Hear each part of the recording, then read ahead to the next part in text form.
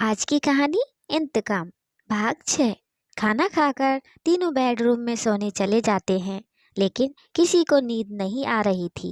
अगले दिन सुबह सब देर से उठे, क्योंकि सुबह के समय थोड़ी नींद आ ही गई थी। रौनक ड्राइंग रूम में सोफे पर बैठा था। अविंतिका बेडरूम से बाहर आई। अरे रौनक, तुम कब जग गए? आज तो उठने में देर हो गई। मैं अभी तुम्हारे लिए चाय बना कर लाती हूँ।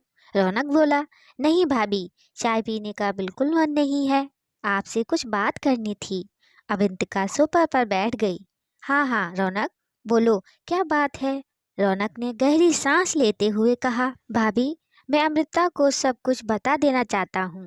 अविंतिका ने उसे बीच में टोकते हुए कहा, नहीं रौनक, अभी ऐसा मत करना।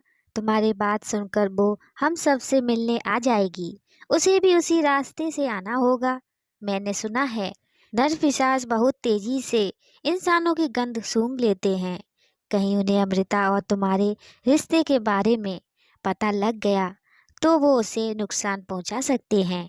तुम उसे फोन करके कह दो कि बिजनेस के किसी काम से 1 महीने के लिए बाहर जा रहे हो, आकर मिलेंगे। रौनक की आंखों से आंसू छलक रहे थे। उसने उन्हें पहुंचते हुए कहा, भाभी, मैं ना आप लोगों को छोड़ सकता हूँ, ना ही अमृता को। आगे क्या होगा पता नहीं। अमृता ने उसे दिलासा देते हुए कहा, भैया सब ठीक हो जाएगा, भगवान पर भरोसा रखो। कुछ ही देर में शिखर भी वहां आ गया। तीनों नाश्ता करने लगे। तभी शिखर ने कहा, रौनक, क्या सोचा तुमने? कब जा रहे हो मुंबई? रौनक बोला, नहीं भैया, जो होगा सब मिलकर सह लेंगे। मैं आपको अकेला छोड़कर कहीं नहीं जा रहा हूँ। किसी तरह दिन बीता। रात होने लगी थी। तभी किसी ने दरवाजा खटखटाया।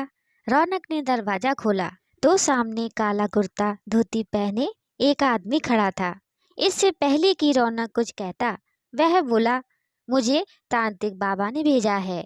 वो रात को पूजा करने आएंगे।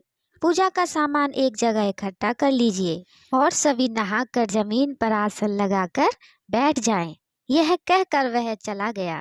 उसकी बात सुनकर अवंतिका ने पूजा की सारी तैयारी कर दी।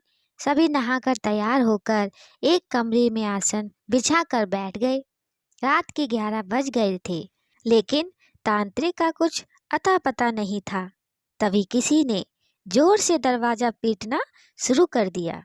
वह आवाज इतनी तेज थी कि तीनों डर गए। शिखर ने डरते डरते दरवाजे के पास पहुंचकर पूछा, कौन है?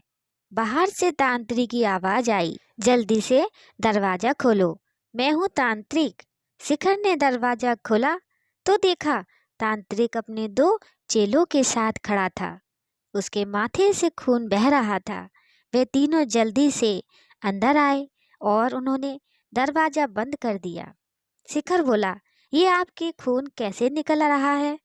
तांत्रिक ने उसे घूरते हुए कहा, अच्छा, जैसे तुझे कुछ पता नहीं। तभी वहां रौनक और अविंतिका भी आ गए। शिखर बोला, क्या कह रहे हो बाबा? मुझे कैसे पता होगा? यह सुनकर तांत्रिक और उसके दोनों चेले हंसने लगे। उनके ठहाकों से पूरा घर गूंज गया। रौनक ने शिखर का हाथ पकड़ लिया और तांत्रिक की ओर इशारा किया। तांत्रिक की आंखें लाल थीं, जैसे उनमें खून उतर आया था। रौनक बोला, भैया, ये तांत्रिक नहीं है। यह सुनकर तांत्रिक बोला, हाँ, सही कहा तूने, मैं वही हूँ जिसे तूने मारा था। मुझसे बचकर कहाँ जाएगा तू? शेखर, रौनक और अवंतिका तीनों डर से कांपने लगे। ये तो तांत्रिक के भेष में नरपिशाच उनके घर में आ गए थे। तीनों को सामने साक्षात मौत नजर आ रही थी। तभी तीनों नरपिशाच के रूप में सामने प्रकट हो गए। शिखर बोला, आपको मारना है तो मुझे मार दो, लेकिन इन दोनों को छोड़ दो। ये दोनों बेकसूर हैं। लेकिन तीनों नरपिशाच बिना कुछ बोले ठहाका लगा रहे थे। उनमें से तांत्रिक का रूप लिए नरपिशाच बोला, तू तो मेरा शिकार है, लेकिन ये दोनों जो मेरे साथ हैं, इन्हें भी तो खून पीना है। तभी दरवाजे के नीचे से धुआं आने लगा, जिससे तीनों नरपिशाच परेशान हो गए। पहला बोला, हमें भगाने का उपाय कर रहा है, हम तुझे छोड़ेंगे नहीं। अभी तो हम जा रहे हैं, लेकिन फिर वापस आएंगे। यह कहकर तीनों दरवाजा खोलकर तेजी से बाहर भाग गए। तभी तांत्रिक एक आदमी को लेकर घर में आया।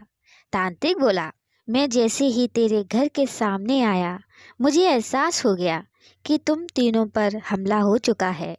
तभी मैंने धूनी जलाकर तेरे दरवाजे के बाहर फेंकी, जिससे वे तीनों भाग गए। अवंतिका जोर जोर से रोने लगी। बाबा, आज आपने हमें बचा लिया, नहीं तो हम मारे जाते। शिखर और रौनक दोनों कुछ बोल नहीं पा रहे थे। मौत अभी अभी उन्हें छूकर गुजरी थी। तभी तांत्रिक बोला, चिंता मत करो, मैं अभी मंत्रों से इस घर को बांध देता हूँ। फिर इस घर में कोई बुरी शक्ति घुस नहीं पाएगी। चलो पूजा शुरू करते हैं। कुछ ही देर में तांत्रिक ने पूजा शुरू की। बहुत देर तक पूजा करने के बाद उसने हवन की राख को अपने चेले से घर के चारों ओर बिखेर दिया। जाने से पहले तांत्रिक ने कहा, मैं अब यहाँ नहीं आऊँगा। तुम लोग जब तक इस घर में हो सुरक्षित हो, लेकिन अगर किसी काम से बाहर जाओ तो ये माला ले लो।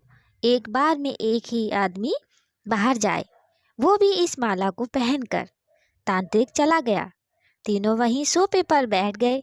रौनक बोला, भैया ये तो बहुत भयानक है, हम इनसे कब तक बच पाएंगे।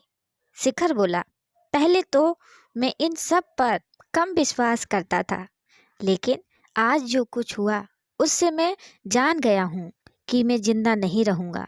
अवंतिका बोली, आप भी बेकार की बातें करते हो, कुछ नहीं होगा आपको, उपाय कर तो रहे हैं। तीनों एक दूसरे को समझा रहे थे, लेकिन खुद अंदर से डरे हुए थे। दोस्तों, कहानी कैसी लगी कमेंट में बताइएगा। लाइक सब्सक्राइब शेयर भी कीजिएगा हमारी अगली कहानी के लिए। जय श्री राधे।